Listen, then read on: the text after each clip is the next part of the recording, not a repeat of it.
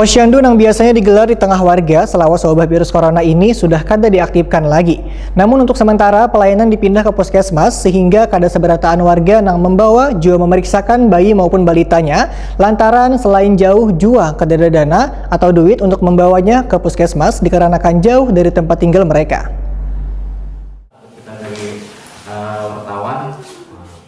Posyandu yang biasanya digelar di tengah warga selawas wabah virus corona ini sudah kada diaktifkan lagi. Namun untuk sementara, pelayanan dipindah ke puskesmas, sehingga kada seberatan warga yang membawa jua memeriksakan bayi maupun balitanya, lantaran selain jauh jua kada dana atau duit untuk membawanya ke puskesmas, dikarenakan jauh dari tempat tinggal mereka. Demikian dipadahkan Ketua Kader Posyandu Pelambuan, Suharyanti, wayah gelaran penelaahan aspirasi yang menghadirkan anggota DPRD Banjarmasin dari daerah pemilihan Banjarmasin Barat di kantor Kecamatan Banjarmasin Barat, jelang tengah hari Jumat 2 April 2021. Selain itu, Suharyanti juga menyatakan mengenai permasalahan insentif di posyandu lansia, karena dari 5 kader yang bertugas hanya 3 yang mendapatkan insentif. Suharyanti berharap wakil rakyat ini bisa menyelesaikan permasalahan ini. Kasihan kalau balita itu kalau disuruh ke puskesmas. Selama ini kita posyandu keliling, itu balitanya disuruh ke puskesmas masing-masing, Pak. Ya kalau dia itu ada kendaraan, ada transport, itu kan ada masalah. Nah selama ini kita berkeliling, kita harap supaya posyandu itu kegiatannya seperti dulu lagi. Nah ini sudah pakai protokol kesehatan sama masalah itu.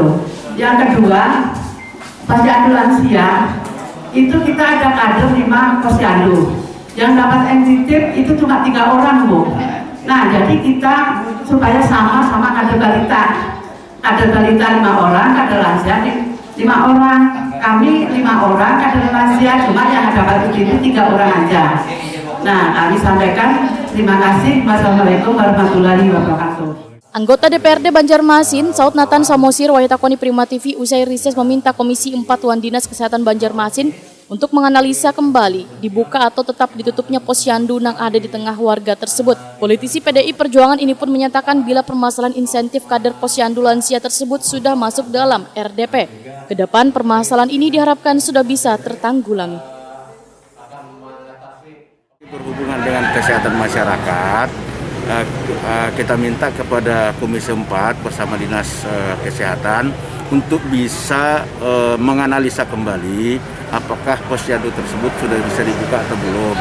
Tapi kalau memang kondisi COVID saat ini belum memungkinkan, ya mohon bersabarlah untuk posyandu-posyandu yang dinonaktifkan sampai sekarang ini. Tapi kalau memang menurut Dinas Kesehatan sudah layak, sudah bisa dibuka, ya kita harapkan supaya pihak instansi terkait bisa mengaktifkan kembali posyandu tersebut. Insentifnya Pak tadi Pak, kurang nggak ya? Nah, kan 5 dapat 3 aja. Memang benar, ini sudah pernah terungkap di RDP kami bahwa 5 kader untuk lansia honornya cuma dibagi untuk 3 orang, 3 orang gitu ya. 5 untuk 5 orang. Nah, memang ini sangat memprihatinkan. Nah, sekali lagi saya sampaikan, karena ini juga sudah pernah kami sampaikan pada saat RDP, mudah-mudahan minggu depan kita coba kembali agar bisa disamakan untuk 5 orang.